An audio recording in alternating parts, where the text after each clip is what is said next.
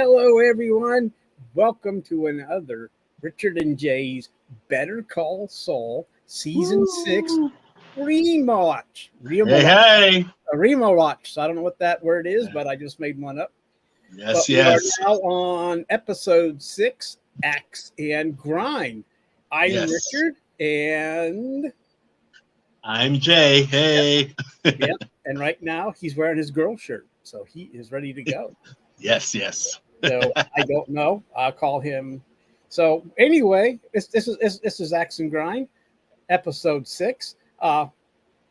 This is almost not really the halfway point, but we're getting there We're because getting there. Yeah. this last season has 13 episodes, so we'll go from there. But right now we're on 6. And Jay, what do you go over the Coldplay because you like Coldplays? Yeah, yeah. I like the Coldplays. This Coldplay starts like Richard said, is titled Axe and Grind, and it starts off showing a little girl, kind of standing in a almost like a dot or like a teacher's lounge place at first, but we found out that it's not like a teacher or principal thing. It was actually a store, and she was nervous, like her leg was twitching. And then we find out a lady comes in, which we found out that is the mother of the little girl, and we found out that actually the little girl is actually Kimmy, the young version of Kimmy, which was interesting. Start of this episode to kind of see a young version of Kimmy. Was that a little surprising for you, Richard, seeing the start off and seeing a young version of Kimmy? Well, this isn't the first time. This is the second appearance of young Kimmy. Hmm. Her first appearance, I think, Oh yes, that's right. Yeah, was episode. Season 5, episode I think 6 as well. yeah, And this yeah. was and this was a young Kimmy too, standing out in front of her school late at night, waiting for her mom to pick her up. That's right. I remember that. It's So true. this is our second flashback Second to a young Kimmy. one. And the actress that plays young Kimmy is Katie Beth Hall. And why I bring that up is that this actress or young girl was able to make Kimmy's facial expressions at this young age. If you watch her, you're like, okay, that's Kimmy, the adult with the facial expressions and the Hmm. look and everything else. Yep. She really was able to portray this young Kimmy as this older Kimmy, younger Kimmy, where you see like, and you get and yeah, she's in this office, and we find out that she got busted. Yep. Got busted for shoplifting a couple of items that was at that store, and the person that called her was there talking to the mom and kind of scolding the mom and scolding the daughter for doing that, and kind of, and then Kimmy's mom really got upset with Kimmy as far as having this happen. She was really upset, really upset. I mean, you could see it in her facial expression. She said a phrase which was funny: "Nip it in the butt," which was Yeah, which was funny. yep. And she's mad, and she's asking the store manager, "Well, what do we do? Do we call the police or whatever?" And he's like, "I don't think so." And he goes, she asks, she goes, how much is this? And she goes, "Well, the one item's this, but the one item's broke. The necklace was broke." Right, So, exactly. and she's like trying to pay him back. I got $13. We'll come back. And he's like, no, that's not necessary. Hmm. And Kimmy, Exactly. Kimmy, I mean, I forget what she was. She did have some response to some of this, but it was mostly The mom. the histrionics of them going off on her. And, so I think Kimmy apologized, right? Said, "I'm Yes. sorry." And so she did Yeah. apologize. She did apologize, and her mom. I think her mom asked her to apologize, and she did. She seemed very sincere when she said it to the store manager. What she did was wrong, and I'm sorry. Right. Okay. So she doesn't have to pay the money back. And the real surprise is when they leave the store. Tell us about that, Jay. Were you surprised Yeah. what happened next when they left the store? Yeah, it was funny. I mean, one thing that was, I mean, the way the way they did it and when they stepped out and how the store manager talked to the mom, and then the mom, or I should say, the store manager stated to Kimmy, the little girl, saying, "Boy, you have a really good mom."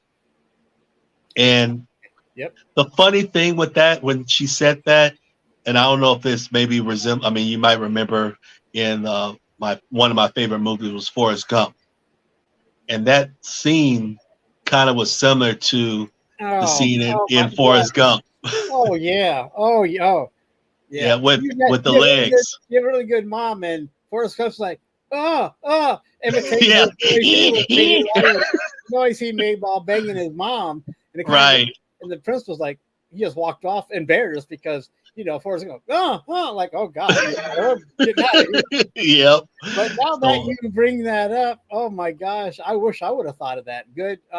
Hey, good way to connect the dots there, Jay. Now I know how your brain yeah. works a little bit. But yeah, that was Yeah. a good scene in Forrest Gump. And Hmm. well, later on, we'll see how in a few minutes, a few seconds, we're going to see how good of a mom she is, right? Well, Exactly. we Exactly. kind of got an idea from season 5 when she picked up Kimmy late and she was drunk, and so Kimmy walked home. But Hmm. uh, and plus, letting your daughter walk home late at night in this day and age is not a good idea. And it never No, was, it but was still, cold, really cold. but still, yeah. Plus, it was cold because we're in Nebraska. We're no longer in Albuquerque. Okay, it's cold in Albuquerque too. But I'm just anyway. They get in the car to leave, and what does Kimmy's mom? Well, Kimmy's mom says, "Oh, I didn't know you had it in you." Exactly. That's And, what that and was a surprise. you're getting like this mom is kind of having a proud moment for her daughter. I didn't know you had it in you, Hmm. Yep. And Doing then this what little happened? scheming. And then the mom comes out and says, "I got a little present for you." And she pulled out the necklace that was stolen, or I should say Kimmy stole it and gave it to her. And she was really just giving it to her like a little present. She kind of gave it to her, and then I pulled it away a little bit, but they gave it to Yeah, her and kind of yeah. was like somewhat proud of what Kimmy did. And then they played the little old school 80s music in the background. Well, that was her. That was her thing. Her mom was probably grew up in the '80s, so that was Yep. the thing. And Hmm. I don't know, was the net. I don't think it was the same necklace because the other necklace was broke, right? Right. That's true. That's true. Maybe it was during the time when So I maybe think they her were mom walking sniped out. that on the way out somehow. Right. I'm just saying, Exactly. the mom probably said, "You know what? That's broken. Oh, here it is. I'll just put it in my purse real quick." And Hmm. so while the manager is saying you have a good mom, she's walking out with stolen goods. So it was that was interesting. Big But once time. Big again, time. the actress has that Kimmy look, and so actually it was like I'm surprised that Kimmy's mom just didn't tell her, well, next time don't get caught. Did you learn your lesson here? She says to like something when she got it. Well, what did you learn from this? And just next time don't get caught. Right. I don't want to come down here all the time bailing you out. Just don't get caught. But anyway, Hmm. but anyway, it was still, we got the impression that she was proud of her daughter and got her a present for her first, I guess maybe her first attempt at thievery. Might have been. Yeah. We just don't know. This might have been the first, it might have been the fifth. Just don't know. But I think maybe it's the first because how she said it to her. It's like, didn't know you had it in you. So this might have been the first time Well, that Kimmy did something like you this. never know because sometimes the first time could be, oh yeah, it's the first time, but it's the first time I got caught. So I mean, it could have been True. Yeah, But that's true. still, Yeah. this could have been. But I'm gonna say it's her first time. She got busted, and maybe she learns her lesson. Kind of like, I think she knows that. Okay, next time don't get caught because she saw how smoothly her mom got away with it. Put the thing in her Hmm. purse. So next time, maybe Kimmy will bring a big purse with her.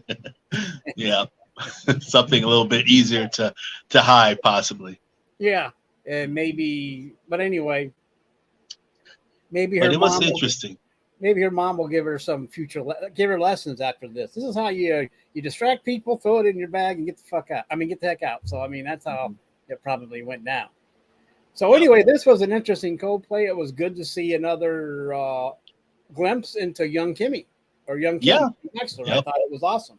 It was just a different perspective of Kimmy, not just a lawyer, but kind of similar to Jimmy in the sense of how he's kind of a slickster when he was young and everything. So it's interesting to see this version of Kimmy come out too, because we've seen her in other seasons more in the lawyer, trying to get her be a lawyer and do other things. So we didn't really never seen this side of her like this, starting so young. Well, I'm glad that they did started giving her, or at least give her some backstory, so we know where Kim came from. Instead of, they don't have to, but it's always good to see a backstory, to see how she was brought up, and now we will find out that she was not brought up,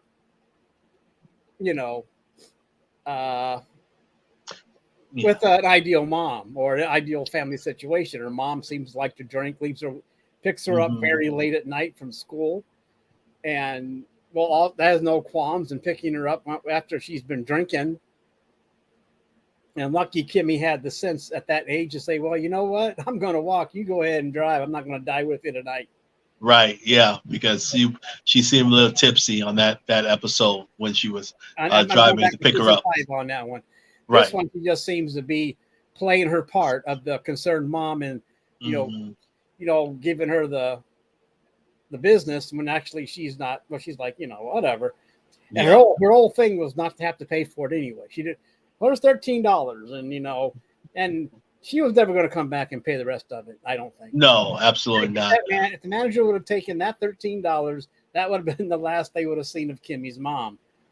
But he played right into her hands like he was hoping. Nope, that's okay. All right, that's cool. We'll leave. Nope, this won't happen again. And then we find out on the way out, she grabs. But anyway, that was a good Coldplay. It was. If you're watching this on regular TV, there's a commercial break, and we come back, and now we find Howard. We're back at Howard's house, and Howard is getting ready for work, I assume, right? Yes, getting ready for his work. One thing about Howard, I just had to really say this, relate this to you, Richard, is that Howard to me is just so smooth when it comes to his dress and his attire. He's just so just amazingly cool and everything. I mean, he dresses with his tie and his suit. I mean, even when they were showing this part of him getting prepared for work, I mean, everything is so meticulous and so had to be perfect. It's like he doesn't want nothing wrong. I mean, he buffs his shoes. I saw that, and then he's putting his stuff in the car, getting the car ready, even before even making the espresso for his wife. So it was pretty cool to see. I'm just relating to him how smooth he is, and as a character. Well, he is a high-priced lawyer. He can't go in looking like Jimmy or Saul. He can't wear those funky suits and make all those. He has to go in looking professional because he's part of a multi-million-dollar law firm. I mean, come on. That's true. That is very true. And I don't know if he's as anal as Fring, but he's close. I mean, he's still, I don't know if I'd ever put that little pin through my tie to make sure it stays in place, but I know. At first I thought maybe he was Frankenstein for a second with that, those pins coming out of it, But yeah, you get an idea that, when it comes to, he dresses to the nines when he's going in every morning. Exactly. And it must take him quite a while to get ready in the morning. So he's making the espresso. He's making that. He's making sure to clean up after himself so nothing builds up. And I think is this the first time we see his wife? That's what I did. Put a little note on that myself too. I think this was the first time we ever seen. We've heard about her through Howard's therapy session and everything about their you're right, their marriage and difficulties, but we never really physically seen her. Right. So this was the first time she's coming out, getting ready for work herself. Look like she's getting ready to go to work also, and it seems to me how she came out looked like they were not even sleeping together. Well, the first thing she says, do we're still going to replace that mattress. Right, So exactly. right there, the first dialogue she ever says lets you know that he's sleeping in a separate room. Exactly. I mean, so I mean, there was no waste. That was not a wasted dialogue. I might say, okay, he's going. All right. So now we know how bad things are. They're not even sleeping in the same room right now. Mm-hmm. And the thing is when we see the outside of his house, we know it's big and probably has enough bedrooms for everybody to sleep in. But it's a big house that he has. I mean, it's not like huge. It's a huge house. I mean, yeah. not a mansion, but still a nice size home. Whereas a lawyer of his stature would probably live in, if you think about it. But anyway, so Howard puts her espresso on the counter. And says, very nice, very nice, like a little design. What was that design, Jay? Huh? What was the design? It looked like to me like a. I mean, I might be wrong. It looked like a leaf or something like that. Or maybe it was something different, but it was a nice little design he put on the espresso. I guess when you have that espresso machine, you can make. I mean, he did a little creamer and put the little design on top of it to me, but it looked to me like a design like a leaf or something like that. Well, here's what I thought it was. I thought it was a peace sign. A peace sign. Oh, okay. Okay, I got you. I thought was very, if that's true, it's very symbolic. It's like saying, okay, I mean, if you don't put two and two, it's like, oh, it's a peace sign. He's trying to make peace with his wife. Make peace with his wife. Yes, yes. I mean, it seems like he's trying. I don't know. His wife still seems distant and cold, whatever. Very cold.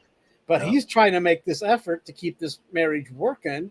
Mm-hmm. In my opinion, it seems like he's going to counseling. He's making her espressos. He's talking nice to her. He's not being a dick or anything. He's like, nope. He's Howard. He's being Howard. And yeah, and that's the demeanor that he was telling us. I mean, showing us with his character. Yeah. So I thought it was a peace sign. Okay. And okay. I believe you might be right on that. I have to look at it again, but you might be right. Because I think when I watched it, and I think the last time I watched it, I kind of got, oh yeah, the peace sign. He's trying to, and then she just takes it and dumps it in her cup. Doesn't even notice the peace sign. To me, it's like, I mean, I'm sure she saw it, but to her, it was like, I'll put it in my thermos and and just go on with my day. It was like. Yeah. It was like going with her day. It's like nothing. It was just like stone cold. It was, and so I mean, there was a lot. Well, then the most important. Then once again, he apprises her of the Jimmy situation. Yes, exactly. He did come up and tell her that about that it's escalated. That's what the word he said is escalated. He said, "You remember the guy that's been the bowling balls?" Yeah, and I don't think she's cared. I don't think she cares. No. Well, thank you, Roger. Thank you for that comment on the T-shirt. Awesome. So Roger is with us in the chat room. It's good to see you, buddy. I hope you're doing well today. I hope everything is. I hope you're feeling no pain and you're getting to it. And thanks. And also, Roger, while we're at it, Roger came back from his hiatus from Sports Talk with the Guys yesterday. Oh yeah. So if you want to see some Roger Sports Talk, look it up on our NDB. Yes, please do. Please do. I think. You were probably in the chat room yesterday, Jay, weren't you? Yeah, I was in there for a bit, so it was really good seeing Rod, the scorekeeper. Everybody was back. It looked like, except for me. I was. I know I missed out yesterday. And it looked like I missed it because Tony showed up and so did the Ice Princess, and that was very sad. Anywho, so he's just informing his wife to get back to this that he's going to take care of it. Like she doesn't worry about Jimmy. He's taking care of it, and he kind of warns her that you might hear things. That's what he did say to her, to the wife, saying that you might hear things about me and everything, but just know that I'm going to handle it. So it was very poignant that he said that to the wife, and he sounded sincere and very confident that he was going to handle this situation that he has with Jimmy. Yeah, and I And I don't think think it's because of the private eye that he has. yeah, and I don't think she really cares at this point. She's like, whatever's No, going I on. don't, yeah, I think so. I think so. I mean, I'm glad. Right. I think she's glad that he informs her on this, but she doesn't think it. You know, as far as I can tell, she doesn't right now. She's on her way out. She doesn't care what's going on with Howard. If Howard's having this thing with Jimmy, whatever, boys will be boys, or whatever you want to call it, or Exactly. whatever you want to call it. I don't think she really care. I just get that she's cold and distant to get towards this man and doesn't care. As long as she doesn't get involved, she could care less. Yeah, I think so. And I think at the end of the conversation, she even mentions that she's going to do something where she's going to be out of town or what have you, and you're going to have the whole house to yourself. So it's like their connection is just not there. It's like, I'm going to be late for such and such, so the whole house is for you. So it's like, okay. So it seems like they are extremely distant. I thought it went down more like, this thing is coming up. Do you want to go or do you want me to go? And then he's going, well, maybe you should go. And then he goes, well, here's a thought. Why don't we both go? And right. And then she changed it. Said, oh, let me just go. Yeah, I'll just go. Yeah. I mean, once again, he tries to get them to go do something he's trying to get involved, but she's like, oh, that wasn't the question. Yeah. Right. Either or, not, no, we're not both going in here. So it looks like she's already made up her mind that she's out the door. And I think whatever Howard does at this point won't make a difference. I agree. Because he's already, I mean, what else can he do? He's already successful. It's not like he's broke. So, and she seems to have a pretty, so I don't know. It just seems like, I just get the idea that she doesn't love this man anymore. And, you know, she's ready to move on and he's trying to hold on. And, you know, that's a relationship that's typical. I mean, either partner could be that way. One's trying to stay in, the other's off the door, but they don't realize it. They still think there's a chance to reconcile, and sometimes it doesn't happen. But anyway, this was a good quick scene to see the relationship between Howard and his wife. Exactly. And also, you know, and I thought it was awesome. And so I guess we move on, but then we stay with Howard because he's visiting with his PI. Exactly. And it's amazing while we're doing all this showing the rewatch and all this is going on with the credits. it's like you mentioned before, Richard, is that every second is important when it comes to these shows, and it's like we did such a mouthful right now, and it was just this was all during the credits.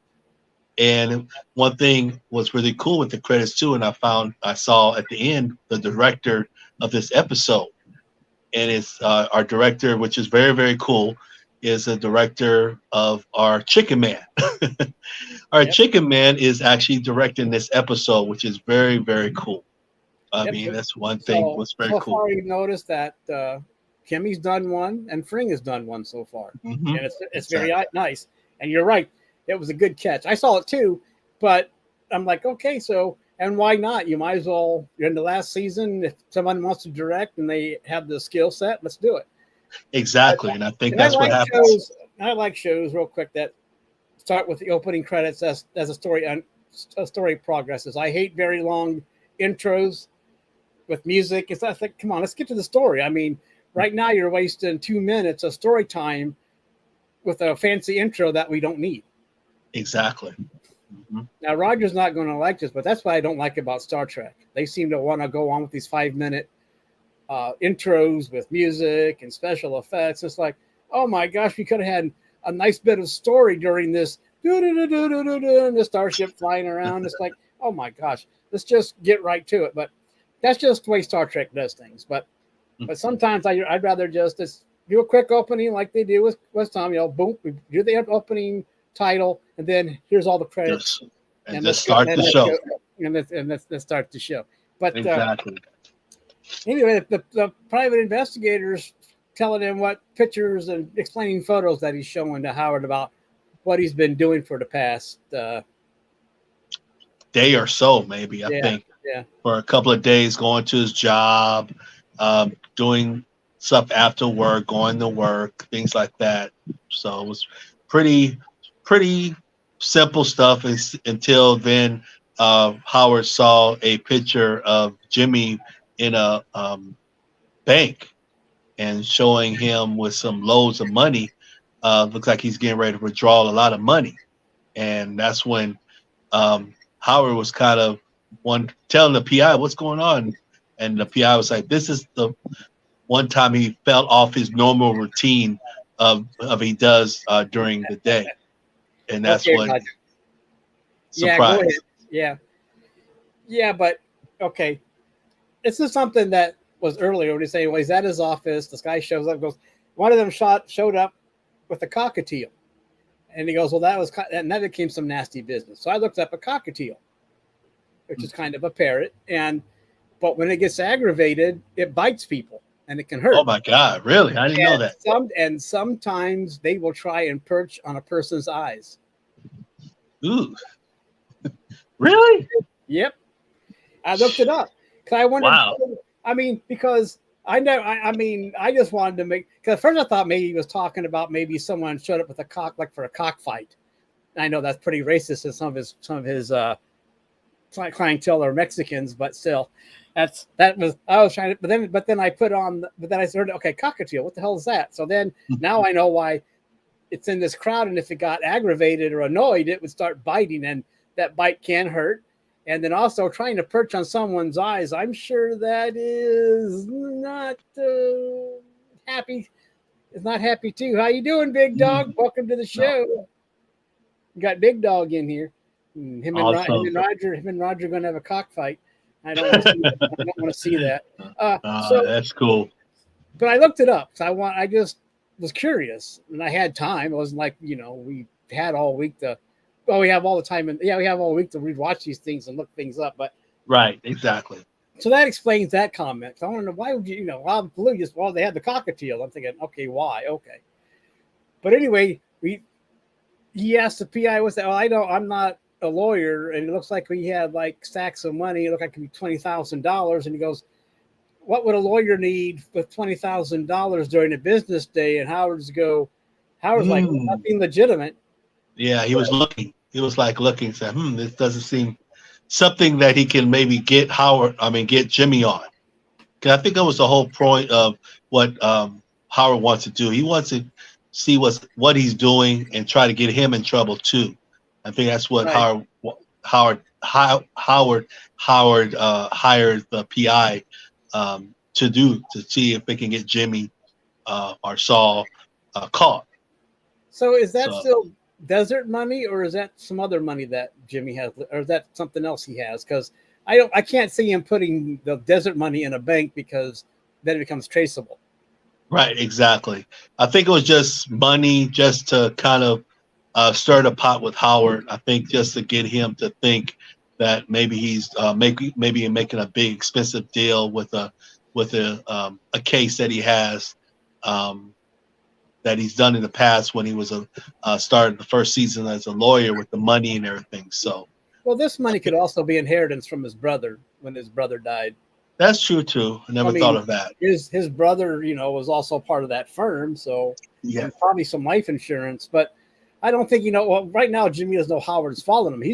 He's got this money for expenses, because we find out later some of the money he probably spent this on, because Jimmy's a busy man too. I mean, he's got this. We'll find out later.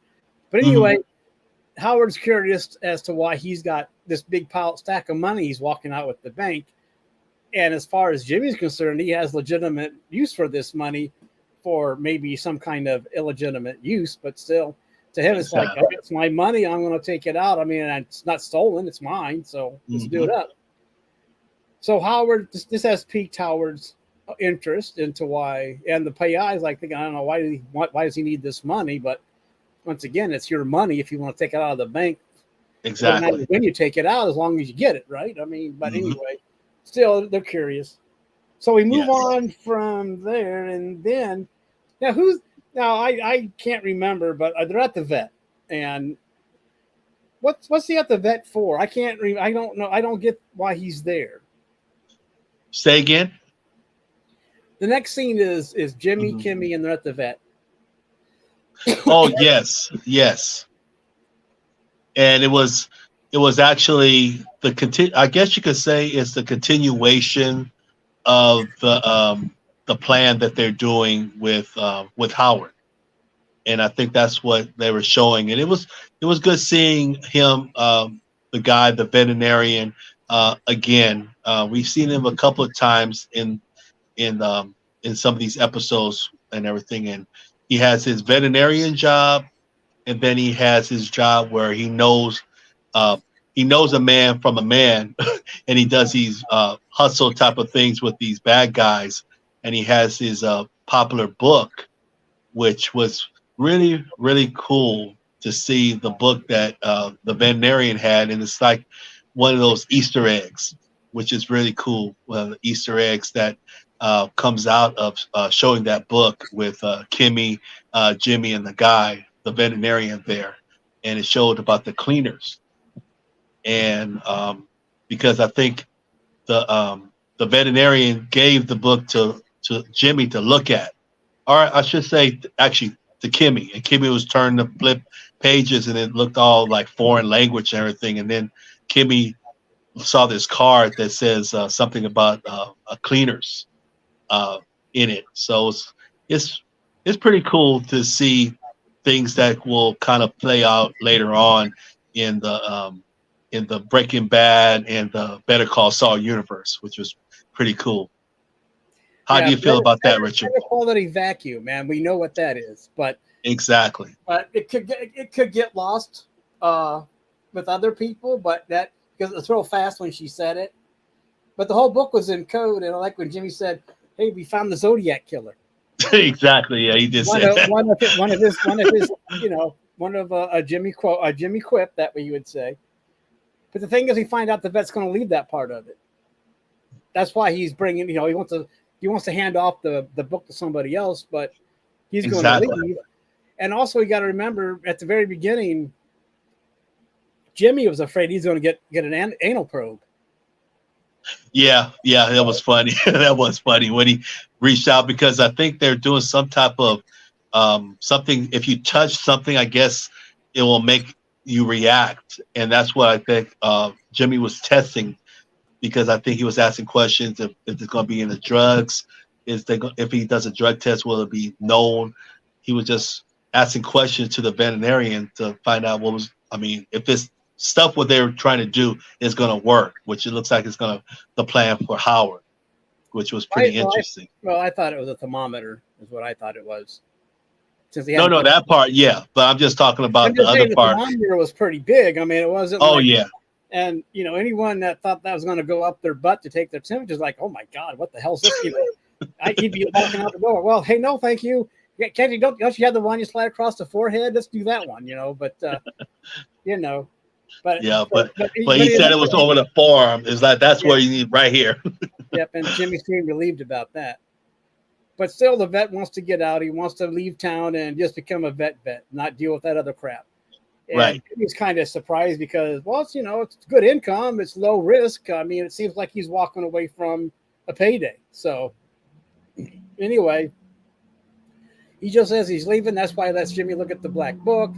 It's all written in code, like a Zodiac, like the Zodiac would send to the newspapers and crap. So,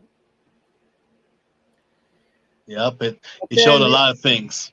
So, I mean, at the very end, Kimmy has him look in the mirror, and I don't know what that was supposed to be. I mean, he looked like I didn't understand the whole part of this. Why was he looking like he was glossy? I kept thinking, is that something I missed last season? I mean, I don't know what this is supposed to be.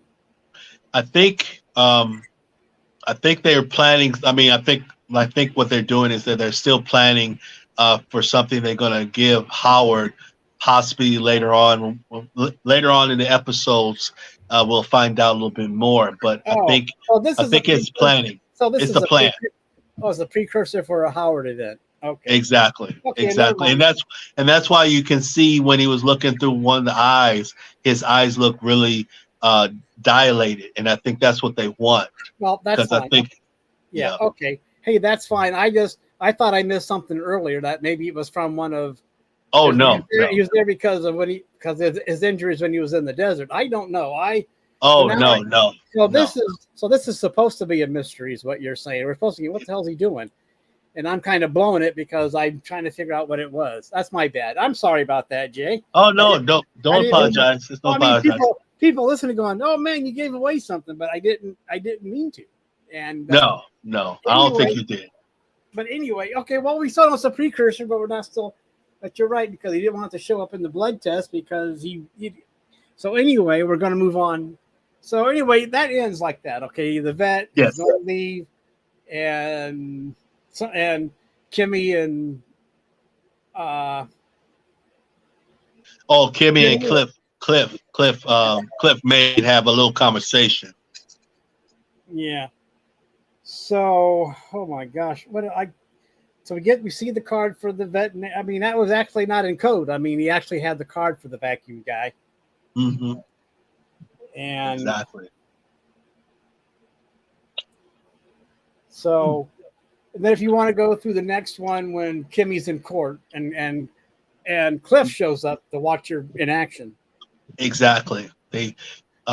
Clifford Maine comes in and watches Kimmy does her small court justice system for people that really kind of like pro bono type of work. And that's one thing I do like about Kim's character, and just Kimmy in general. She's rooting for the little guys. And that's what she's there for. She's there to try to help out the little guys that really doesn't have a lot of money to have a good lawyer to get them out of such situations that maybe it's not their fault. And that's what we were seeing with her with talking to the judge and things like that for this particular case. And after that, then Clifford Maine pulls her to the side and talks to her, just kind of gesture how many hours of work that you had to do for this type of research and everything. It's like she said a particular number, and then I think Kimmy mentions more than that. So this type of work that she does, it's not pretty, but it's something that she really enjoys doing, and trying to root off for the little guys for the pro bono type of cases. So Well, that's what we saw. Comment that she's making minimum wage. Exactly. I think it kind of impresses Cliff because because then we find out that why Cliff is there is to talk about a opportunity. And I didn't write it down. Did you write it down what the opportunity was about? Something that was going on in the East that they didn't have in the West yet, but it was coming. Mm-hmm. And it's some type of program or some type of benefit that he's going to help out with think like people that are like need help with things. I think that's what it was. I didn't get a gist of all the scenario what Clifford Maine was discussing, but it was something to help people. I know that for when he was mentioning to Kimmy, something that feels like she could be involved with. And Kimmy thought she couldn't because she doesn't have the right pool. I mean, only a certain amount of limited people could be involved in this. But Cliff is like saying, "No, I know people." So exactly. And the thing is, this is what I like about Cliff is that he wants to help Kimmy with no strings attached. I mean, he's not trying to get in her pants. He likes her work. And and she did a good thing also at the beginning when Cliff asked, "Well, how did you get along with Howard?" Exactly. And she made sure to kiss him up, so we're not giving any bad language. Like, I wouldn't be here if it was for him. Exactly. Yep. That was very, very important. What Kimmy said. She knew the right thing to say, because if she was said, "Oh, he's a dick," then he would have said, "Well, if she's talking bad about him, who else is she talking bad about?" But she talked him up. I think Cliff knows some kind of truth, but she said the right things as far as, trying to get on the good side, and or she's not going to throw anybody under the bus to get what she wants. Exactly. At least not in that situation. And maybe with Jimmy she would, but not with Cliff. Yeah, anyway, definitely, it was important. I mean, I think it was very important for how Kimmy talked about the respect Howard in the job and everything that he's done. She states it really clear, like, I wouldn't be here without him. So it was really cool. And she's she could play it off. That's one thing about Kimmy, is that she can play it off, even though she might despise Howard um, in in the background. But it's pretty. She's really good at covering it up and not showing that type of demeanor to other people. Well, she had a good teacher from her mom. There you go. There you go. Relaying that Coldplay, which is good. So yeah, and anyway, that's the gist of it. If you go back and watch it, people, you'll see that she does. You know, she's real good in the courtroom, even though she's getting minimum wage, as you said, and plus at the end, there's a opportunity for her that she probably said that she wants to take. So after that, the next scene is she goes to Jimmy's office. And they talk and they kind of give an idea of stuff. Okay, yeah, I know, but let's go back to when she talks to Francesco or whatever her name is. Mm-hmm. And I got the opinion that she really didn't care for her modeling of the lobby.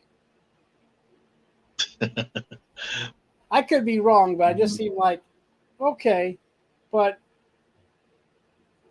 that's just my opinion. I don't know what you thought about it, but you know, it's them catching up, having a scene together, and she tells them they're working in the back, and so we go over. She talks about what she's doing to the lobby and blah blah blah. Mm-hmm. Then it says congratulations about the wedding and all that stuff, and then see if she's on register or register with a marriage registration so they can maybe get a gift. And Kim, I mean, you can see her expression on. She was just totally like surprised on what Francesca was saying, because it just seems like even though they're married, it seems like they're really not married. It seems like they're just kind of associates and friends sometimes.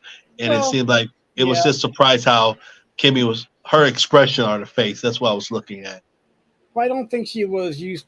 I didn't think she expect that act of kindness either. Are you registered? With Francesca, yeah. Well, like you said, well, we just did it. We didn't, there was no invitations, and why would we? And she just says, well, we had everything we need. So she wouldn't make her feel guilty about not getting her anything for the wedding. I mean, people are like that. We got married here. I'll get you something that you registered for or not. Right, something to get. Yeah, so you don't get 50 toasters. So one of those deals. But anyway, which is possible. Yep. So anyway, this was a nice for them catching up and going through things. But and then we go into the office where he's talking to somebody. No, wait a minute. What's next? Does Kimmy go back? No, Kimmy isn't in the office. What's next after that? Oh, Kimmy does go back because Kimmy finds they're back there getting ready for one of Jimmy's movie productions. That's right. Oh yeah, but I'm not sure if that started just yet. I think after the situation with Howard and everything, with Cliff Maine, I believe that's when I think Howard and not Howard, excuse me, but Jimmy and Kimmy were just talking, and I think that was a little scene, just a small scene, a very very small scene where they were talking, and Kimmy was explaining to him about the idea of the job. Of the job that Clifford was offering her, and Jimmy was really, really happy, really excited. But that's still during the production, because Kimmy gives her opinion on the mustache, and because they're getting ready to do something with a judge or somebody. They have an actor that's going to fill in. They have all these mustaches, and the person this judge has this mustache that curls up, and they were trying to find the right. Anyway, they were in there getting this production ready, and then that's when Kimmy takes Jimmy aside and tells her about the opportunity. But unfortunately, it's going to be on D-Day. Right, exactly. Yeah. And Jimmy's like, well, you don't need to be here for that. This is a beautiful opportunity. All they're doing is making this film, trying to make this judge look bad, right? I believe that's what it is. They're up to something. And yeah, it's all the plan with Howard. Yeah. Yeah, and plus, you're right. And it's like, you don't need to be here for that. I mean, what? Because you think about it, why does she need to be there? I mean, Jimmy's directing it, and he's got his college film crew he's been working with since the beginning. Yeah, So, that was pretty cool to see them again. Yeah, they always show up and help him, and then complain about stuff. And Jimmy's like, "I just do it," and the actor's trying to make it into some kind of method thing, and Jimmy's like, "Stop! No, just play the part. It's a docu thing." So to make him think that he can't, there is no room for any kind of any kind of free freedom. It's like, look, this is the way the guy was. You do it. Oh, okay, I get it. But Right. he's trying to turn this into like some kind of big production. Was like going to be a real small part. He probably found him at some kind of dinner theater somewhere, or a homeless guy doing performance art. I don't know. But you look like the judge that. But anyway, it doesn't matter. But the big thing here is that Kimmy tells him about that, and then Jimmy's all on board, and he's like, you don't need to be here. Was Eisenhower was Eisenhower on the beach during D-Day? I mean, right, that exactly. was a great example. So, exactly. And I guess that was good. I mean, Eisenhower wasn't on the beach, so I mean, why would you need to be there? And plus, also calling her like being the president. Like, well, you're a high up. You don't need to be here. I mean, But anyway, so it ends like that. So that's how it ends. But then the big art, I guess, almost half the show was more regarding the plan for Howard and the shenanigans of like you mentioned, D-Day. But then we get into actually the reason of the title of the show, Axe and Grind, where we finally see an axe being getting ready to be cut with a log, and they were showing a guy with the axe cutting logs in the forest, just minding his own business. And then all of a sudden we see a car come up very fast, come up down the street, and found out that the person that came out the vehicle was our popular evil guy that wants to try to find out what's going on with Gus Fring's secret lair, LALO. And he pops up and talks to the guy in German a little bit, and then he mentioned that he doesn't really speak German. Say, "Why are you here? You're in my private property. What are you doing here?" And then they have like a really, really good, really, really exciting, heart-pumping chase scene between the forest and everything, and the music was playing and everything from the rewatch. Every me watching it, it's like, oh man, what's going to happen? Where is he? Where is he? Where is he? So, and then all of a sudden, the guy hits LALO right in the ribs, and then he was like, "Who are you?" It's like, "Who are you?" And he mentions to him that I'm here from the people that you're building for Gus Fring. You're building something. It's like, how you know? And he showed him his card, and all of a sudden, LALO was conniving and smart and hit him with the leg and cut him in the face and told him that we got to talk. So it was pretty interesting, Richard, seeing that that scene and that episode. What was your thoughts on that scene? Well, I think the only German he knows was how to say hi. And after that, he was done. Right. And but the music was very ominous as LALO chased him into the cabin, and the cabin was very dark. Mm-hmm. And that's why the German, well, yeah, but also he wanted to know how he found him. And he says, well, you made something for the woman. I can't remember her name, but the woman that we scoped out last episode. Mm-hmm. Exactly. That's who made him. So now you find out who made that, whatever it was for the woman. And somehow LALO was able to trace him from that box and his name being on it. Yes. So, I mean, LALO is really doing pretty good getting around, finding people in Germany. I don't know how he's, but anyway, yeah. So the guy gets him really good in the ribs, and he's gasping for air. I don't know if he's really or part of it's real and then becomes fake so he can draw them in quicker. But the guy's going, what did you do to her? Nothing. I just I didn't do anything. I left her okay. I didn't do nothing to her because the guy was afraid he might have hurt her too. But he just found the gift and left. And then, like you said, he comes in closer, showing him his card.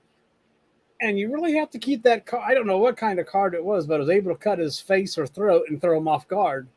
Yeah, it did. And he pulled him back. And then he was able to get him in the leg and then do enough damage where Lalo just gives him his belt, so you better tie that off or you're going to bleed out. And then as far as Lalo's concerned, he just wants to keep him alive long enough to get some answers to his questions about what Fring's building. Exactly. And that's where we leave off. We don't know if Lalo finds anything out or not from this guy. So no, we don't know. It seems to me from how he ended, it seemed like the German's going to talk. I mean, I don't think it's going to be a situation where he's going to say, "Nah, I'm not going to talk." I think he's going to spill the beans to Lalo and tell him what was Gus Fring's doing and building in this laundromat. So I think he's going to, in my opinion, from what I see, he's going to find out some information. Yeah. Plus, he's bleeding out. Now Lalo has the gun and the axe. So you're gonna. So that's when we leave. I mean, we don't know what exactly was exchanged, but we see Lalo once again doing his business. Yes. His business of violence when he has to. So. Yep. But he does it so smooth. But then the German attacked him first, so it wasn't like Lalo was out. As far as if the guy would have just answered his questions, I mean, Lalo would have just went home. Maybe instead of the German running off like he did and then hitting him, maybe the German. I mean, maybe he brought him on himself in Lalo's eyes. Like, okay, you attacked me first. I was gonna point my gun, get some answers, and go home. Now I've got to beat the shit out of you. And I gotta use my gun and find you. Now I maybe chase you, and now we're in this. Now you got me. You broke one of my ribs, I think. So all bets are off. Now we're gonna go get into it. So exactly. So once again, Lalo was able to get the upper hand and probably got some info. We don't know what he got because they cut to the next scene. Yeah. I think the next scene was with Francesca and Saul in their office talking, and and they were just talking, and they wanted to get some. I think Saul asked Francesca, "So did you make that call did you make the call?" But even though he was talking to someone else about a case, he just asked Francesca, "Did you make that call?" And then he's so funny. Jimmy's so funny. He said, "Let's go into our library. Let's go into our back library." So he pulled out one of his flip phones and stepped out, and it was the back alley with Francesca and Saul. And Saul was kind of telling her, Francesca was nervous, like, "I don't know about this. I mean, those sound look really good. I mean, this seems a little iffy. I don't feel comfortable." And Saul was like, "I'm paying you a grip of money. I'm paying you more than anyone else out that would be doing this type of work. So use the phone and make this call." And that's what she did. She made the call to the lawyering company that has the Sandpiper case to get some information about the day, as far as getting information of playing elderly lady that was going to be there, and he wanted to get some information. Saul wanted to get some more information about what time and everything, so they'll be ready for D-Day. So, and this is not just one type of call that Francesca does. It seems like Francesca is a very important person when it comes to the Breaking Bad and Better Call Saul universe. She makes some important calls in the future. So this is not one of many. Yeah. Well, you got to remember, Saul's like, "Which one's the attorney, you or me?" Right. Exactly. And he's like, "I can't explain constitutional law to you every time I ask you to do something. She's still like, but yeah, you're right. I mean, this is a precursor of when she's going to make probably one of the most important phone calls in Breaking Bad history. Exactly. As far if you right now this shows her she's on kind of iffy, but it seems like by the time she makes that one phone call, she's really she's into it now. She's not hesitant. She's like, because she knows she's gonna, she's like, okay, I'll do this. But after she made the call in Breaking Bad, she said, I need a raise. I mean, she was still gonna, she knows how much she knows what she was doing was iffy, and she wanted to get paid for it. Exactly. But now this is just the first thing this is the first time she's being asked to do this stuff, and she's not sure that it's. And what he wants is the code to get into the meeting. Yeah, so they can listen in and find out everything that's going on at the meeting. Right. So they can get the gist of everything that's happening and what's going to be happening to Howard possibly in the office. So. Yep. And Francesca is really a sweet character. Also, it's like when she goes, "Bless your heart." She says that when she was calling, because Saul was like, "Give that smile, show that personality," and that's Francesca has that nice personality. When it came to phone calls to people, she had that. She had that great personality. You really need to be careful when someone says "bless your heart," especially in the South. So, that's not always a good term. I mean, I don't know if you know that, but it can be derogatory. It's not meant in a good way. It's just in the South. I mean, in South. Someone goes, "Bless your heart." It's like, you're a fucking stupid idiot. So, I mean, it's not always, what it sounds like. You really have to read into how they're saying it. And it's like, almost sarcastic, but in a way. Yeah, sometimes, yeah. So if you don't catch so if you're from the North and they say, "Oh, that's nice," they call you a stupid Yankee, so you have to, or even worse. I mean, but you've got to, how there's probably things you probably say in California that's supposed to be me, but that we wouldn't catch. Like if you say something in California and that we wouldn't catch, but it's really derogatory in California. Like if you say something like you really like your globe, you really like to warm up the globe, don't you? And then, it's just derogatory. You're not being complimentary because you don't want to globe. Californians don't want to warm up the globe no matter what the cost. Right. No matter how high your taxes are. I'm just kidding. I don't know anything about California, except that it has earthquakes and Roger lives there and you live there and Big Dog. Yeah. But this is, And I guess real quick, when they walk in and that client that was sitting there is now peeing in his plant. Yes, in the toilet. Yeah, yeah, that was a really kind of a surprising scene. Yeah, he's in the plant to pee in. Then Jimmy makes a mistake of stop, so he turns around and pees on the floor. I know.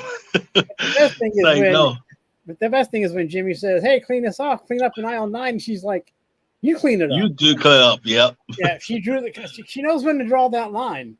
Yeah, she does. She had that really strong demeanor. I mean, and I think that's what Saul wants and likes about her. I mean, because she can be a little bit sweet, but also be kind of like want to be really tough.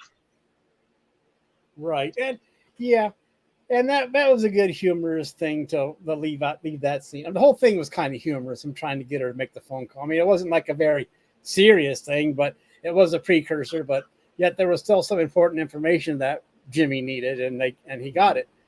Exactly. So anyway, after all this, we go where next? It's a small cut. We go into Mike is at the laundromat.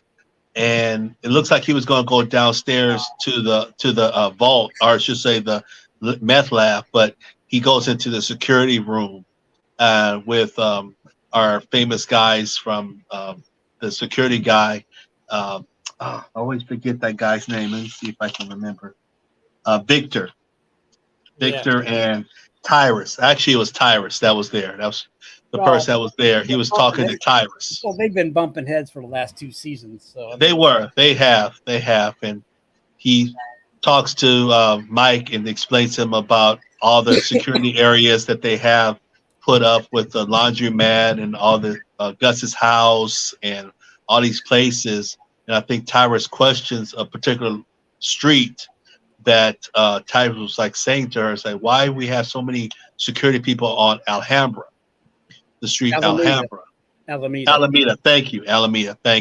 Well, Alameda. the thing is that Mike is no longer watching his house. And Mike's like, well, I've only been there for an hour last week. And Tyrus is like, well, they know who you are.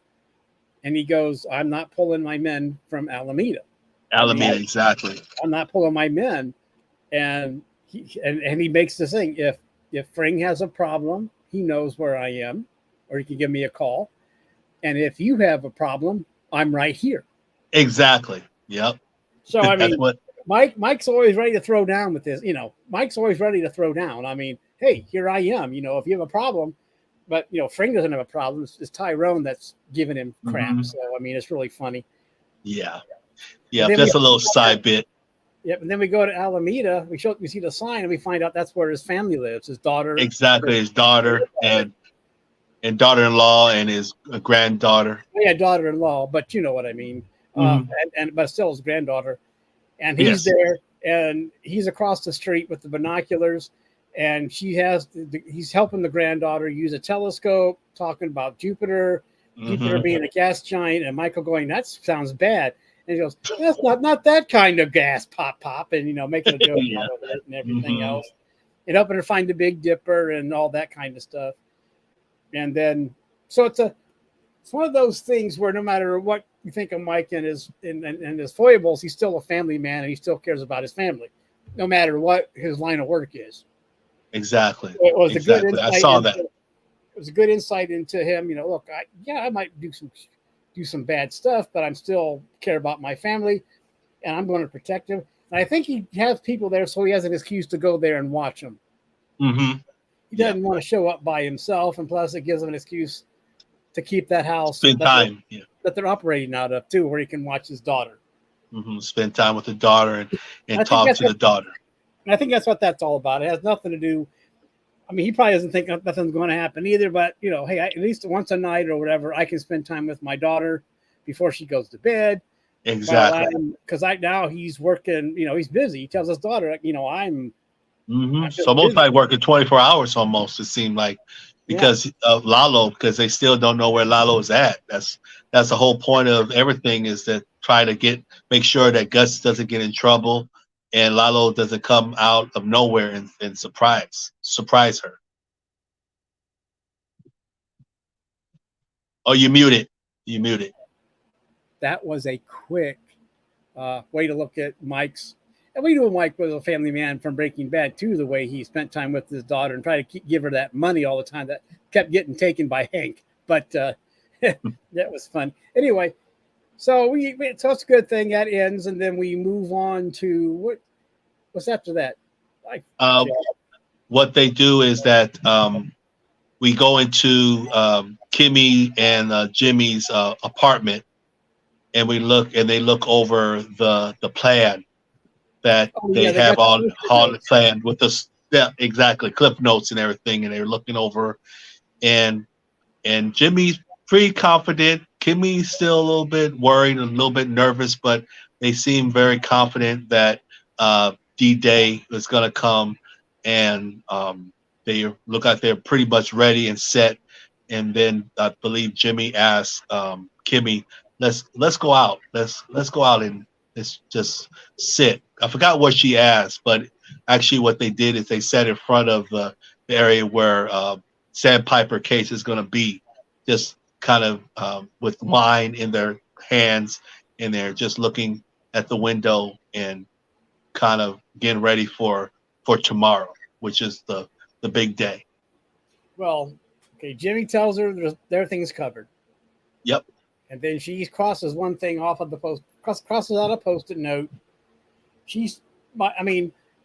Doesn't matter. There's always that Murphy's Law, and you got there, no matter how well you plan something out. I think Kimmy knows that.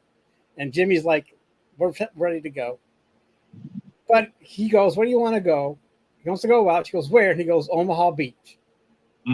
There you go. Exactly. He says Omaha Beach, which is what a Sandpiper case. And they just get a blanket. And I think they just sit there or lay there probably. In the wine. They just lay down the blanket, and we don't know what happens after that. I mean, that's all they do. That's all we see. The blanket goes down.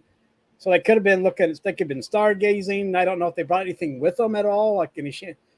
I think they brought the wine. I think they just want wine. Yeah. like a little toast, like a little toast Yeah. for the next day. Yeah, you shouldn't. This is one of those things. You don't count your chickens before they hatch. Always, So, always. but anyway, it always made it. So once again, there's Jimmy with his World War II reference and Omaha Beach and D-Day and all that stuff. And Hmm.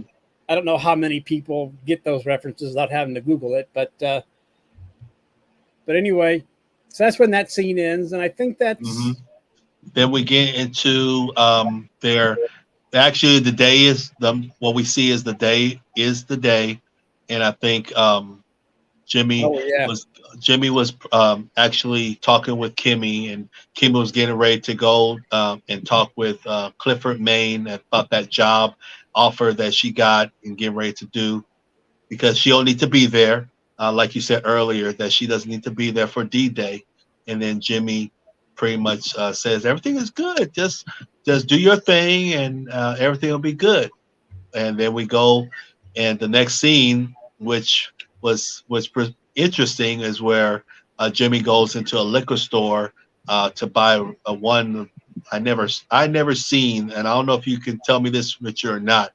I never seen a bottle of wine cost like $500. I mean, well, with the bottle, I think that's the bottle itself maybe is worth that much. I don't know, but well, I when you're mean, talking about you're, I'm not a wine connoisseur, but it depends on the age, who made it, how I guess so, huh? I mean, you got to understand it doesn't matter. I mean, just because a wine is old doesn't mean it's good. It has to age right, and that's the older the wine, usually the higher the price because it has time to age. I mean, there's a difference between a day old Boone's Farm you buy at the convenience store Right. and a 40-year-old that you buy at the liquor store or whatever the wine store. Okay, Hmm. but I think so he's buying this. He doesn't care right now because he's getting ready to celebrate. Yeah, he celebrate. He's all Yeah, happy and everything. He and was he's getting buying ready this to go. wine. He just took out 20 grand, or at least we think he did, or something like that. So Hmm. what's $500 or $400 for a bottle of wine, right? Right, So he's doing exactly. this. He's putting all this money into this final D-Day thing. So he's getting prepared, and then as he's in line, uh, Oh. Murphy's Law finally catches up, doesn't it, buddy? Yes, it does, Richard. Yes, it does. I mean, it Tell really me about does it. surprise. Huh? Tell me how you reacted when you saw this too. I mean, this has to have been, it had something had to go wrong all of a sudden, right? Yeah, it's almost one of those things too good to be true. It seemed like everything was going too good through the whole process. Something had to give. I know we saw prior episodes where they were almost getting caught with the car, with a namaste car and everything. So that was another situation that kind of was a hiccup where the car was moved, or I should say they had to move the sign. So it seemed like with all the planning of this, it seemed like there's always going to be something going to happen. And Yeah, but this lo is and behold, this was one of those situations where it was a holy crap moment. I mean, I even put them on my notes on here. It's like, oh my god! but And it's worse than the sign because there's nothing you can yes, do about this. I mean, no, oh my god, no, you just can't move something to make it all seem better. So go no, ahead. What does Jimmy see while he's trying to pay for this expensive celebratory wine? right? $495 wine. Yep. What he sees is I guess the mediator that's going to be for the Sandpiper case. I think he's a lawyer also. The one that we mentioned before with the Right. mustache, and you were saying that they got someone to play him, and we found out that he has a broken arm. Oh my God. Oh my Oh, God. A broken whoa, arm. whoa! There we go. He broke his arm. Jimmy sees that. He's freaking out. Freaking I out big time. He even left the bottle. I mean, he didn't even pay Yeah. for it. I mean, he just said, forget it. I After got to get out of here.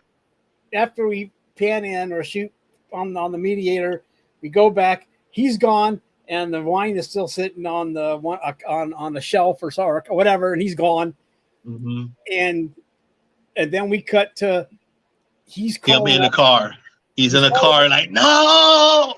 Oh, he's dropping the F bomb You know, he's going fa fa. I mean, he's really, you know, and you Yep. know, and it's really, but you know, he's, you know, this is, you got to realize this is still AMC, so I mean, they're still getting some language. AMC, It does. You do. Yeah, you do. so, you know, because I mean, it's just interesting that AMC doesn't mind the swearing, but then of course they had swearing in Breaking Bad, and that, you know, when they started getting into stuff like Walking Dead, I mean, they just says, you know, screw this, we're gonna go all Yeah. out with violence and cussing because we're gonna make ourselves more adult than USA and the rest Yep. of them. They're Mhm. following They them, did. trying to follow FCC rules. They said, screw this, we don't have to, and it's paid off for. I mean, they don't have Oh, to it has. they don't have to do that to get ratings, but still, they want to make it more adult, like they did with Mad Men. Oh, Mad Men didn't really have that much language, but there's still a lot of smoking going on and sex, but in some content. But it doesn't matter. AMC has the thing. They grew up kind of when they started with Mad Men. They started growing up with their content, and but anyway, it doesn't matter. And anyway, he's in the car and he's really upset. He's Oh my God. the F bomb. Each F bomb is probably drawn out for 10 seconds. You know, the emphasis on you know, and he just, you know, On the car. He was just on the car. I mean, I can feel his anger and frustration of finding out what can we do. The whole plan, everything is just shot. He just knew it. I mean, it was over. I mean, it's his mindset that it's done. And then he gave the call to Kimmy on the phone, explaining this terrifying situation on the phone where she said, "Thank goodness he didn't cut his mustache." I mean, that would have been shocking too. But he didn't cut his mustache. But he told Kimmy on the phone while she's getting ready to go to her event with Clifford Maine that he broke her arm. And Kimmy was like, "Oh my God, what can we do?" And then Jimmy was like saying that we can go another day. We can try another day. And Kimmy was like, "What other day? This is it. This is it. There's no other day. What can we do?" And Jimmy felt, I saw his demeanor and his voice, and it sounded to me that he was like, he was putting up the white flag. He was just putting on the white flag saying, we did our best. We did everything right, but we just couldn't do it. And then with that Kimmy, just almost like with the Coldplay, that confidence and that very bold stern, she said, if it starts today, it ends today. And then she turns and makes that little fast turn on the car, and then she drove back to where Jimmy's at. And that's how it ends. Well, but what you've got here is that he says he broke his left arm. Mm-hmm. So, and all the photos has, and that's why I think I missed that too, is that that's what Jimmy told Kim on all the photos they took with the fake guy had him with an arm. So it's like they couldn't cover it up. They couldn't, it wouldn't look bad. It would look bad with the pictures that they took of the guy that they had. Yeah. We didn't know about the pictures, but it would seem like he was showing it to talking to Kimmy about it. Right. But he broke his left arm, and you know, and Kimmy's on her way to the event. I mean, she's on her way to her future. Always. Yep. That's what she was doing. Think about it, Jay. She's on her way to her future. Jimmy is, you know, spewing out, yelling about, "Oh my God, what are we going to do?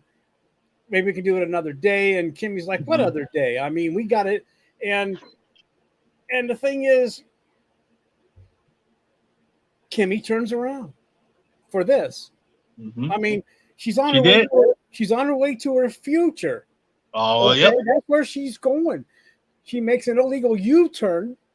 You can't really, you know, you're not so. Well, I didn't see a sign because usually there's a sign saying no U-turns in the median. You know, right? If there's no cement barrier, sometimes there's that little where cops like to sit and pull you over, and you know, for purposes like for people like you and me that speed.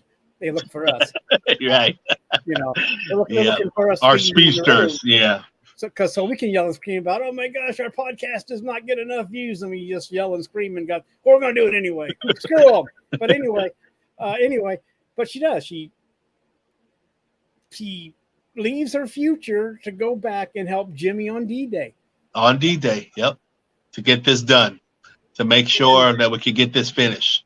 Yeah, and you keep thinking, I mean, I guess to me it's like, isn't there a way you can just buy him a sling and a fake cast and still pull this off? I mean, there's always a way to do things. Just because his arm is broken doesn't mean he can't move it. Right, exactly. Or maybe you know what they were trying to do? Were they trying to also superimpose stuff on these photographs? Is that yeah, or something? It was something, the connection between those photographs and Jimmy, that there was something that they needed to get done. And it was, I guess it kind of plays the part with that situation with the money. Possibly. Okay, possibly. We don't know. We just don't know. Oh, yeah, the money. Yeah, you're right. He took out 20 grand for what? Now we you can't get into that until next episode. Right. A teaser there. Not a spoiler, but a teaser. Teaser. Yes. For episode 7, which is called, I don't know what the hell it's called right now. I haven't looked it up. But I will later on, and it could be called Bait and Switch or something for all I know. Or Kimmy Saves the Day. I think it's Plan to Execution, I think it is called, I think. Okay, well, we'll go with that. But anyway, she's gone. She turns around, says, I don't know. She probably won't get another chance because Cliff can only do so. I mean, because Cliff has really helped her set this up for everybody to be there. And, you know, sometimes that's what you get a once in a life. Well, you know that, Jay. You get once in a life. And if you miss it, well, then that's too bad. There's no going back to fix it. Yep.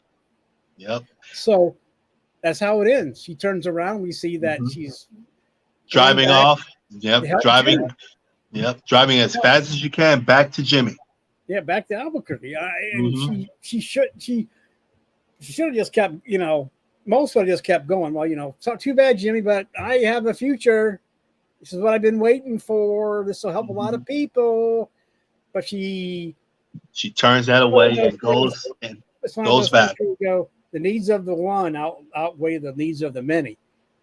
An old Star Trek thing, but from movie 2, Wrath of Khan. But you know, somewhat Roger, if he's still listening, he'll get that reference. But anywho, I'm just saying, you know, like I said, that's how it ends. So now we're all pumped up. Okay, now what happens? They've got to fix it. They got a lot of things to do next episode at the halfway point. Yep. The planning of the D-Day. We still don't know what the D-Day is about. That's the thing about it. We just don't know. So we're still waiting for that. Well, and then we also need to find out about LALO with the guy that he acts. That's why they call it Axe and Grind. Yeah. These titles of these episodes kind of links together, which is perfect. Well, what's great, not only the title, but the Coldplay. I mean, everything. Well, it's like they said, even with Breaking Bad, some of these things could not be changed. You can't change dialogue because everything meant something. You just can't ad-lib something because, whoa, we can't because it comes back later on. I mean, it does. Well planned these things were, or Vince Gilligan and the writers did for these things as they went along. And Better Call Saul, since they had more time and knew they were going to have time to pull this off, were probably able to really fine-tune stuff as they went along. I don't know if they'd get 6 seasons out of it, because you never know. You might get 3, and then you have to wrap it up in 3 instead of. You never know, or you might get. Never know. Yeah, you never know. Green light, but how many seasons are you going to get? Right. Exactly. You might say, well, we need 6 seasons. They might say, well, we'll see how the ratings are. But it's usually pretty good. But you knew Better Call, if it's done right, Better Call Saul was going to bring in the numbers anyway, so you give them what they want. And if it does, well, AMC is also pretty good about letting shows play out as much as they can, even though the ratings may be a little timid. Yeah, that's a good thing. They did that with *Halt and Catch Fire*. It wasn't all that great, but they let it finish out. Okay, they didn't let it go 4 and wrap up in the 4th season. But so they didn't leave it. The fans, leave it. Oh, what the hell happened? 3 seasons and we're done, and we don't know what happened. So AMC does have. They do that. Not all networks or channels will do that. You know, sometimes, especially Netflix or Amazon, they'll cut something after 1 season because they. True. Yeah. Even though it might have, and they don't have a reason. It could even be something that was pretty popular, but they still say, screw this, we're done. And like, why? And so you watch it, it's like, but anyway, it doesn't matter. that's because about that other stuff. I'm just saying, this is it. You know, we're next episode is going to be the halfway point. So now we're really building up toward the end. I mean, we've been building up toward the end for 5.5 seasons. So to find out what's going to happen with Jimmy. Yep. Yeah. Well, everybody, not just Jimmy. That's true. Jimmy, Kim, Fring, Mike. What's LALO going to get up to? Is LALO going to be able to? That's true.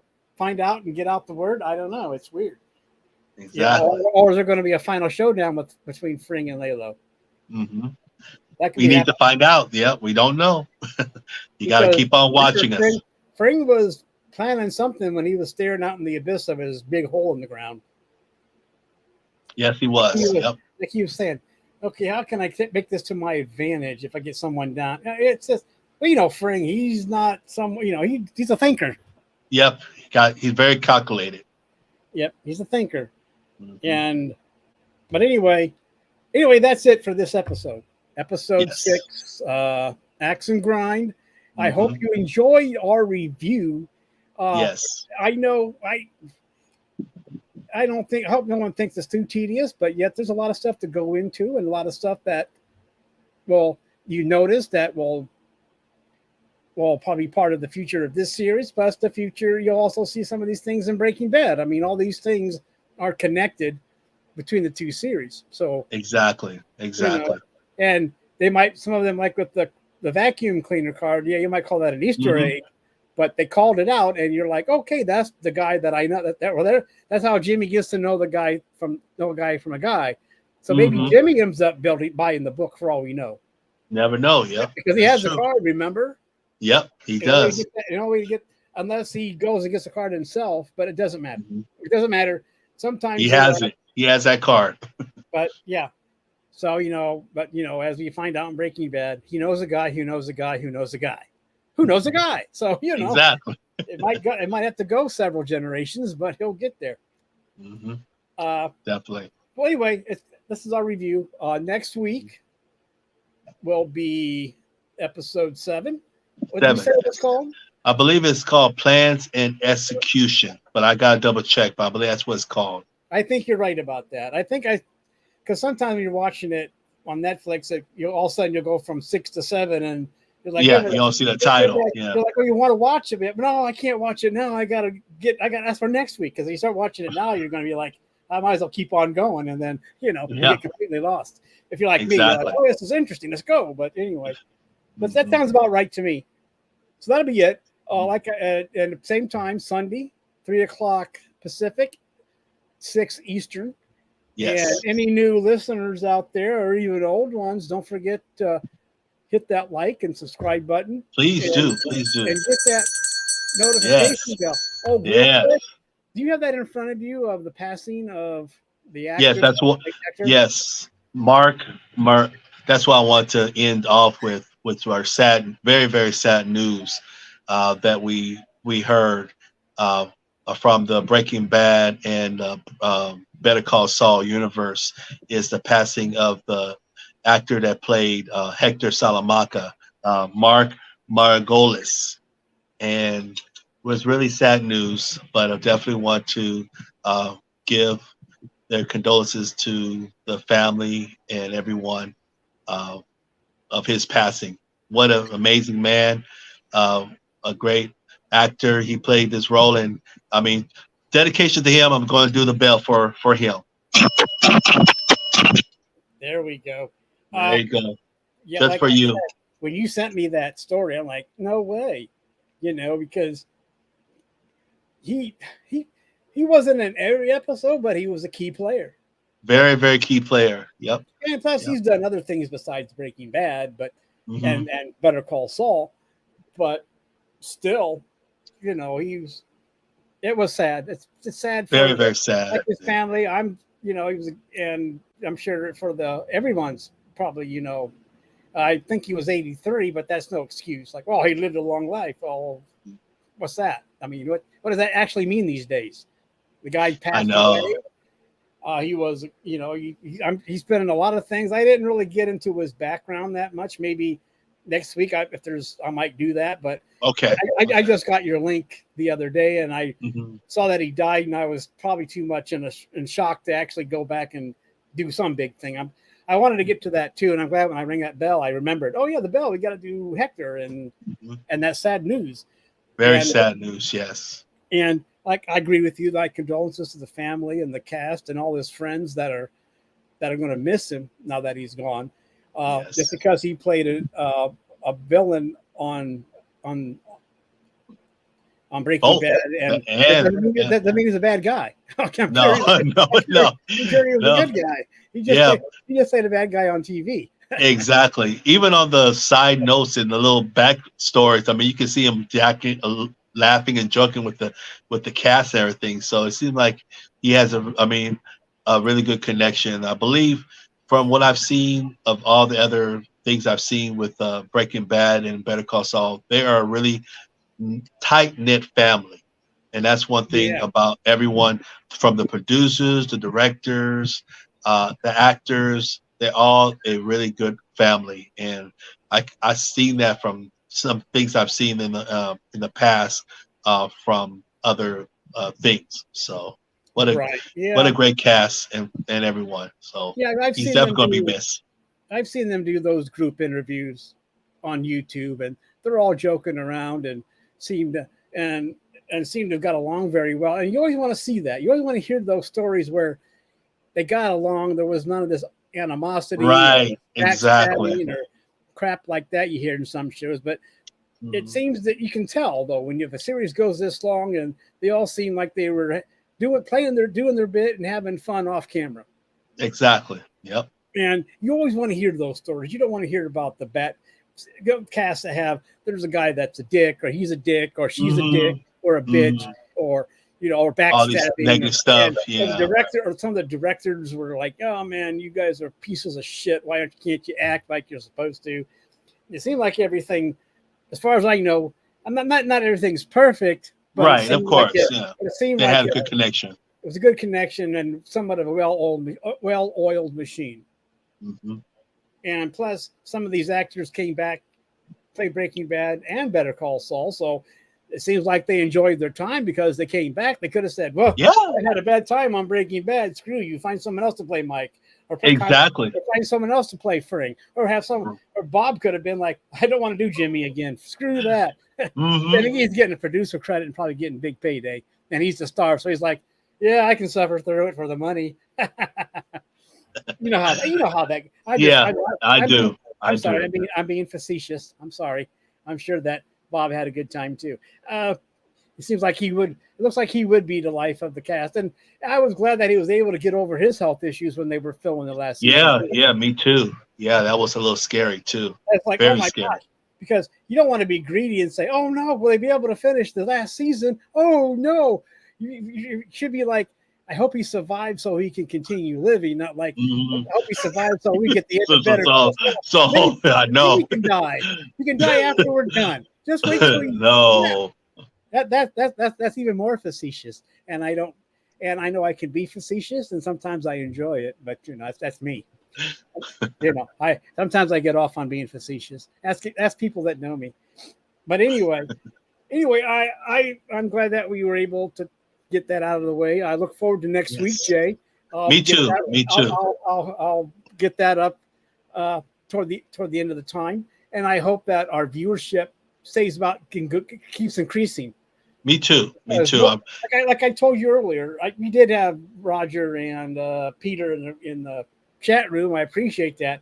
Thank you, guys. But we get most of our views in the off hours. Once we go off air and during the week or whatever, we'll see our numbers climb. Yes.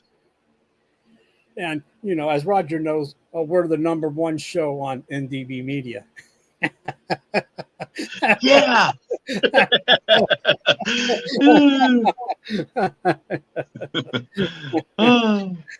So anyway, yeah. Some more sarcasm on my part.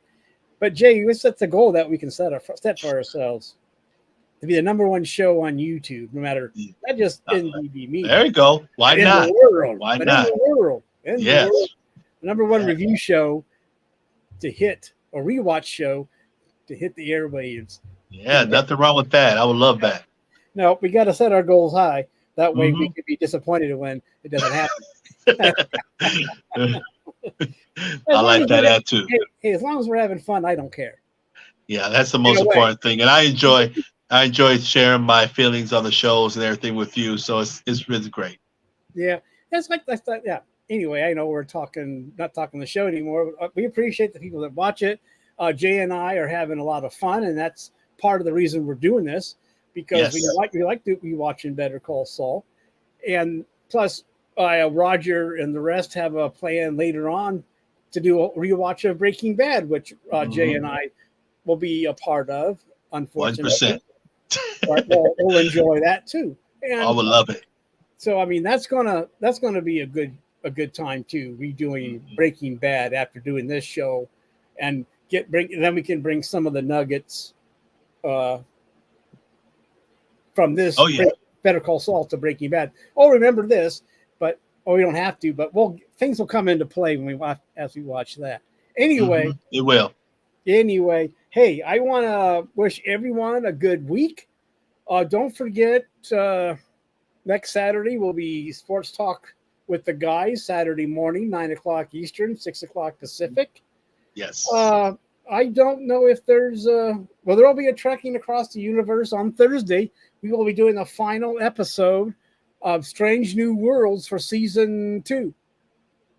So that should be a real blockbuster. Everyone should join us for that, because that's the final episode for season 2.